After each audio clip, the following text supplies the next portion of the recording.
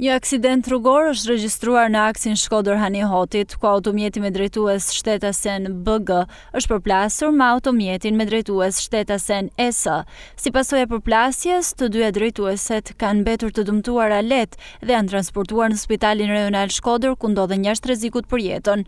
Grupi hetimor po punon për zbardhjen e plotë të rrethanave të aksidentit.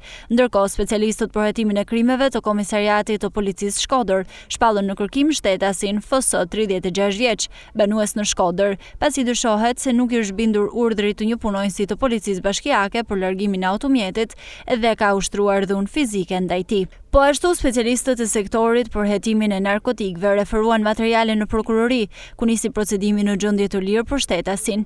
KQ, 31 vjeç, banues në Shkodër, gjatë kontrollit fizik, aty u gjet një sasi e dyshuar lëndë narkotike kanabis, e cila u sekuestrua në cilësinë e provës materiale. Nga ana tjetër, specialistët e sektorit të qarkullimit rrugor referuan materiale në prokurori për shtetasit. GS, 54 vjeç, banues në fshatin Boks, VG, 69 vjeç, banues në fshatin Juban dhe KP, 21 vjeç, banues në fshatin Oblik. Në një tjetër rast, me 13 shkurt të vitit 2026, shtetësja EB, 31 vjeçe, banuese në fshatin Shtojëri, ka kallëzuar se persona të pa identifikuar i kanë hapur një llogari të rreme në Facebook, duke përdorur të dhënat dhe fotografitë e marra nga llogaria saj në Instagram. Materialet proceduriale u referuan prokurorisë pranë gjykatës së shkallës së parë të jurisdiksionit të përgjithshëm Shkodër për veprime të mëtejshme.